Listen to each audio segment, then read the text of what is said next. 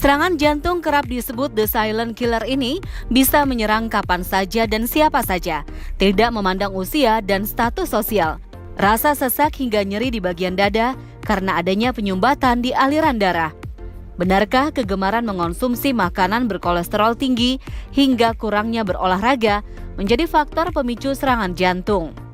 Di segmen kali ini, dokter spesialis jantung dan pembuluh darah Ade Meidian Ambari akan mengulas secara gamblang. Berikut pemaparannya di Hidup Sehat Plus.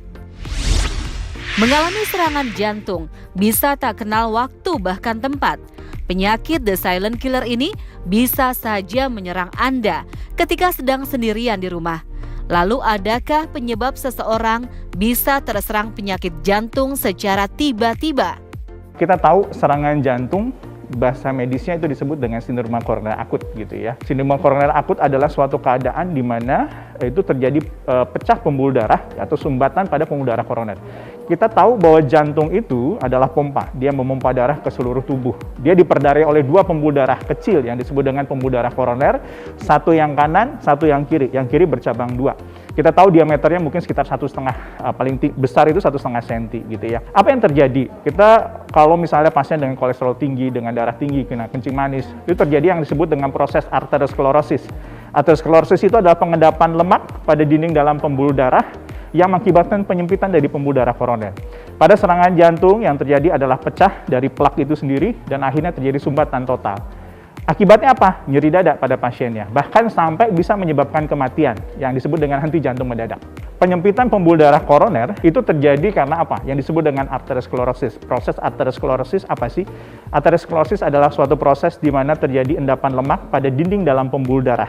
Terjadi ini paling puluhan tahun gitu, nggak dalam 1-2 tahun gitu ya, sudah lama sejak kita kecil gitu ya, di mana pola makan sangat berpengaruh, gaya hidup sangat berpengaruh gitu ya. Akibatnya apa? Pembuluh darah koroner yang diameternya 100% itu berkurang. Ya, biasanya gejala nyeri itu timbul kalau dia penyempitannya lebih dari 70%. Arteriosklerosis menumpuk, makin lama makin menyempit yang disebut dengan plak. Ya, disebut dengan plak arteriosklerosis. Dan itu adalah salah satu penyebab terjadinya serangan jantung. Apabila apa? Plak ini lama-lama dinding luarnya itu menipis. Kalau dia menipis, ya terjadi erosi, dia pecah, akhirnya dia menyebabkan gumpalan darah di situ. Dan akhirnya terjadi sumbatan. Aliran darah tidak mengalir lagi ke otot jantung dan menyebabkan serangan jantung. Tidak menjalani pola hidup sehat tentu bisa memicu Anda terserang penyakit jantung. Selain itu, kita seringkali abai dengan gejala yang muncul sejak dini. Lantas, seperti apa ya gejala serangan jantung yang patut kita waspadai? Serangan jantung itu selalu mendadak memang. Dia akan didahului oleh gejala-gejala yang terkadang kita tidak aware gitu ya, tidak peduli tentang itu ya. Satu, biasanya gejala jantung itu dimulai dengan ada nyeri dada. Ya, nyeri dada khas dari jantung adalah nyeri di dada ini. Ya, dia di dada nyeri, kemudian seperti ditusuk berat gitu ya, kayak diremes ya. Terus dia menjalar, bisa ke lengan kiri, ke pundak, seperti tercekik gitu ya, sampai tembus ke punggung. Gejala ini kalau orang yang sudah biasa punya penyakit jantung koroner yang kita bilang dengan angina pectoris stabil, biasanya gejalanya hilang timbul. Jadi kalau dia nyeri nih pada saat aktivitas, terus dia istirahat gitu ya, gejalanya hilang atau berkurang gitu ya.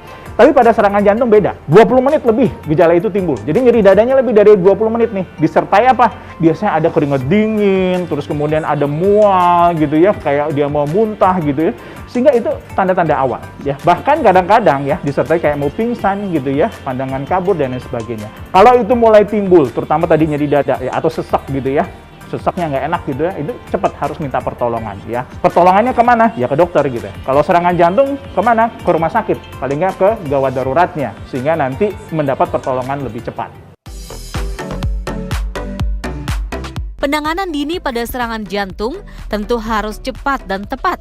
Jangan ragu untuk meminta pertolongan segera.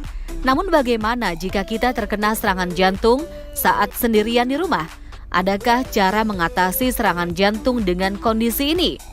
Jika Bapak Ibu sedang sendirian di rumah, terus kemudian nyeri dada gitu ya, nyeri dada yang tipe yang tadi saya jelaskan serangan jantung gitu ya, nyeri lebih dari 20 menit, apa yang harus dikerjakan? Nomor satu, jangan panik gitu ya, itu nomor satu yang paling penting. Kenapa? Kalau kita panik, nadi naik, tensi naik, justru memperberat serangan jantungnya. Yang kedua, telepon ya, kalau misalnya sendirian, maka boleh tanya, misalnya telepon ke tetangga gitu ya, atau orang yang dekat untuk datang. Ada obat-obatan yang diberikan oleh dokter. Biasanya kalau pasien dengan penyakit jantung koroner, dia sudah dapat obat yang harus ditaruh di bawah lidah tuh. Kalau misalnya nyeri dada, itu bisa dipakai. Namanya isosorbit dinitrat gitu ya, nitrat gitu paling gampang gitu ya, atau nitrogliserin, taruh di bawah lidah atau disemprot. Nanti lihat efeknya gitu ya, apakah menghilang atau berkurang atau lain sebagainya gitu ya. Terus kemudian kalau ada obat yang bisa dikunyah gitu ya, pengen cadar, kita bilang tuh antiplatelet gitu ya, aspilat boleh dikunyah-kunyah 2 tablet gitu ya. Tapi yang paling penting jangan panik, jangan sendiri, ada yang menemani. Itu. Kemudian yang harus dilakukan adalah segera ke rumah sakit. Ke rumah sakit menjadi penting. Apa? Karena serangan jantung ini kita katakan time is muscle. Semakin lama maka impact-nya, ya, akibatnya akan semakin berat. Kalau nanti tidak sadar pasiennya, terus kemudian ada pendampingnya, itu sangat baik. Jadi dia pendampingnya bisa melakukan bantuan hidup dasar.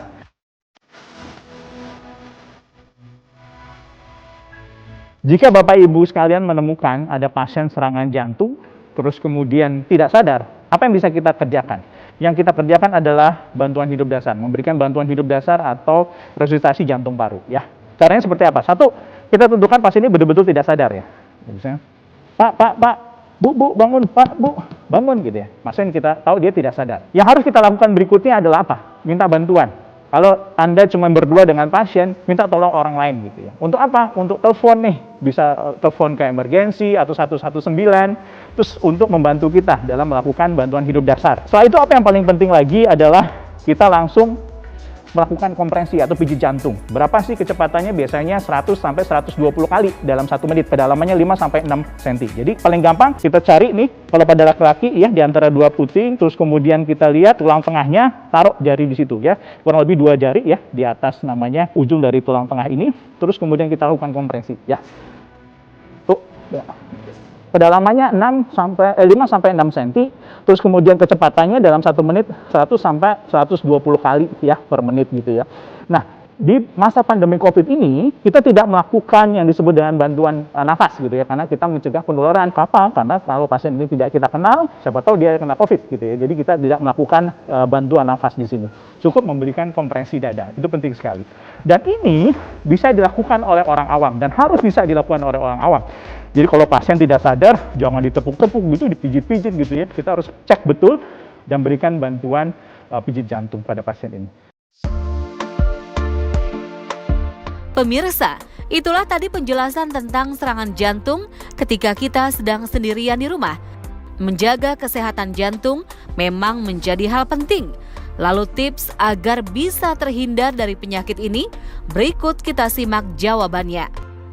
Kita tahu bahwa faktor risiko penyakit jantung koroner itu ada 5 ya. Memang satu, hipertensi. Ini bisa kita cegah dari makanan, olahraga, minum obat-obatan gitu ya. Yang kedua, misalnya dengan dislipidemia, kita sebut sebagai kolesterol yang tinggi. Kita gimana supaya kolesterolnya rendah? Kolesterol totalnya di bawah 200 ya. Kalau bisa LDL-nya di bawah 100 gitu ya. Itu kita cegah dari apa? Lifestyle, lagi-lagi dari makan, dari olahraga, kemudian dari minum obat misalnya dari dokter. Kemudian diabetes. Kita mau apa? HbA1c-nya kurang dari 7 gitu ya, sehingga nanti gula darahnya terkontrol dengan baik ya. Dan merokok tentunya berhenti merokok, tidak mengurangi rokok tapi berhenti merokok. Kita tahu bahwa rokok adalah salah satu faktor risiko ya, di harapan kita faktor risiko nomor 1 untuk terjadinya serangan jantung. Terakhir mungkin faktor keturunan, tapi itu nggak bisa kita rubah, tapi bisa kita cegah faktor lain sehingga serangan jantungnya tidak terjadi. Saya Dr. Adi Median Ambari, spesialis jantung dan pembuluh darah untuk Hidup Sehat Plus.